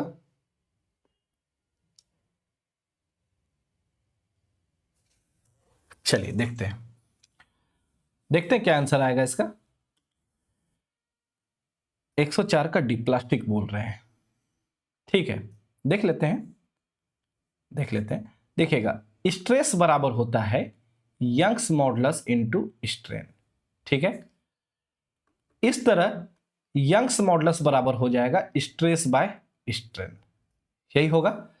तो यहां पे क्वेश्चन में यंग्स मॉडुलस 0 दिया हुआ है, तो यंग्स मॉडुलस यदि 0 दिया हुआ है तो सिग्मा बाय क्या हो जाएगा, ई हो जाएगा। क्या यहां से बात बनेगा? यहां से बात नहीं बनेगा शायद, स्ट्रेस का मान 0 हो जाएगा। ठीक है, स्ट्रेस का मान 0, यहां से मत लीजिए, चलिए दूसरा एग्जांपल से समझाते हैं इसको, यहां से मत लीजिए इसको, देखते हैं। अच्छा चलिए देखेंगे। अच्छा, हुक्स लॉ से हमने पढ़ा था कि स्ट्रेस बराबर होता है ई गुना स्ट्रेन, है ना। तो ये जो ई है, यंग्स मॉडुलस जिसको बोलते हैं, ये जो ई है ये आपको स्ट्रेस स्ट्रेन डायग्राम का स्लोप बताता है ना। यंग्स मॉडुलस जो है slope of stress strain diagram होता है, slope of stress strain diagram होता है ना। स्ट्रेस स्ट्रेन डायग्राम का ये क्या होता है, स्लोप होता है। इसका मतलब है कि E का मान यदि 0 दिया हुआ है, इसका मतलब है कि स्लोप जो है वो क्या है, आपको 0 है ना। और यदि किसी रेखा का स्लोप यदि 0 है, इसका मतलब रेखा जो है वो आपका एक्स एक्सिस के क्या होता है, पैरेलल होता है। ये सिंपल सा मैथ है ना, कि यदि कोई रेखा का स्लोप यदि 0 है तो वो एक्स एक्सिस के क्या होता है, पैरेलल होता है ना। तो यदि हम स्ट्रेस स्ट्रेन डायग्राम में यदि स्लोप को 0 बना दें, इसका मतलब है कि स्ट्रेस स्ट्रेन डायग्राम कुछ इस प्रकार का बनेगा, है ना। तो यहाँ पे स्ट्रेस होगा और यहाँ पे क्या होगा, स्ट्रेन होगा।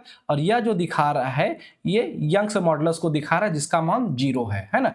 इसका मतलब है कि देखें इस मटेरियल में देखिए स्ट्रेन काफी तेजी से हो रहा है, जबकि स्ट्रेस मेरा क्या है, कांस्टेंट है ना। यहां पर देखिएगा स्ट्रेस क्या है, स्ट्रेस मेरा कांस्टेंट है, जबकि स्ट्रेन देखिए तेजी से बढ़ रहा है ना।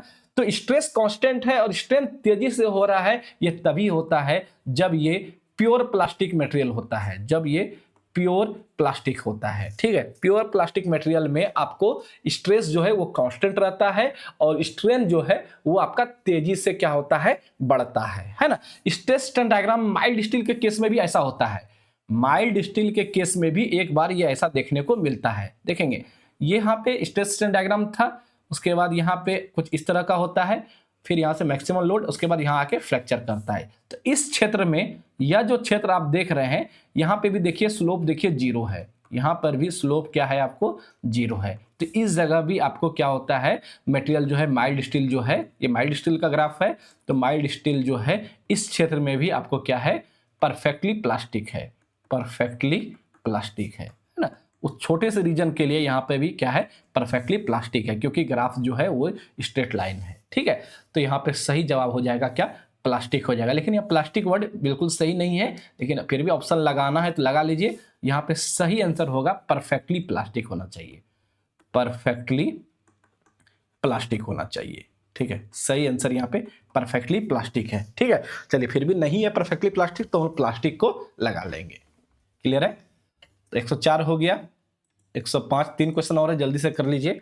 The deformation per unit length in the direction of force, force के दिशा में जो डिफॉर्मेशन होता है उसको हम लोग क्या कहते हैं, तो उसको हम लोग लीनियर स्ट्रेन कहते हैं, है ना। डिफॉर्मेशन पर यूनिट लेंथ की बात कर रहा है, ठीक है, तो वो क्या हो जाएगा, लीनियर हो जाएगा। सबसे पहले स्ट्रेस वाला ऑप्शन होगा ही नहीं, ये दोनों ऑप्शन होगा ही नहीं। ऑप्शन दो ही ऑप्शन में स्ट्रेन दिख रहा है, दो ही ऑप्शन में आपको यहाँ पे स्ट्रेन दिख रहा है, एक लीनियर स्ट्रेन और एक क्या है, लैटरल स्ट्रेन, है ना। तो लीनियर स्ट्रेन वाले में ही यहाँ पे क्या होगा, फोर्स के दिशा में होता है, जबकि लैटरल स्ट्रेन फोर्स के परपेंडिकुलर डायरेक्शन में होता है। तो सही आंसर इसका हो जाएगा क्या, सी हो जाएगा, 105 का सी हो जाएगा। चलिए 106 का 106 देखेंगे, क्या कह रहा है कि the ratio of transverse strain to the longitudinal strain, है ना। तो ट्रांसवर्स स्ट्रेन जिसको हम लोग लेटरल स्ट्रेन भी बोलते हैं, ट्रांसवर्स स्ट्रेन को हम लोग लेटरल स्ट्रेन भी बोलते हैं। तो lateral strain by longitudinal strain क्या होता है जी, पॉइजन्स रेशियो होता है। क्या होता है, ये पॉइजन्स रेशियो होता है। तो 106 का डी हो जाएगा, 106 का डी हो जाएगा। चलिए 107 की तरफ चलते हैं। क्या कह रहा है कि द रेडियस ऑफ वायर जो है, यदि उसको यदि हाफ कर दिया जाए, आधा कर दिया जाए, तो यंग्स मॉडुलस क्या होगा। ठीक है, तो यंग्स मॉडुलस जो है ये एक मटेरियल प्रॉपर्टीज है। यंग्स मॉडुलस क्या है, एक मटेरियल प्रॉपर्टी है, ये किसी भी फैक्टर पे डिपेंड नहीं करता है, प्रॉपर्टी है ये किसी भी क्यों 104 का डी क्यों होगा भाई, क्यों सिंह साहब डी क्यों होगा, यंग्स मॉडुलस तो मटेरियल प्रॉपर्टी है ना। तो ये किसी भी फैक्टर पे डिपेंड नहीं करता है। तो यदि आप उसके रेडियस को हाफ कर दीजिए, डबल कर दीजिए या कुछ भी कर दीजिए, ठीक है, यंग्स मॉडुलस चेंज नहीं होगा, वो अनअफेक्टेड रहेगा। ठीक है, यंग्स मॉडुलस जो है वो मटेरियल प्रॉपर्टीज है, तो 107 का क्या हो जाएगा, बी हो जाएगा। चलिए लास्ट क्वेश्चन है आपके लिए, क्या कह रहा है कि the negative ratio of transverse to the axial strain, है ना, द नेगेटिव, देखेंगे ये भी आपको पॉइजन रेशियो की ही बात कर रहा है, यहाँ पे एग्जैक्ट डेफिनेशन की तरफ चला गया है, क्या कि द नेगेटिव रेशियो ऑफ क्या, तो ट्रांसवर्स स्ट्रेन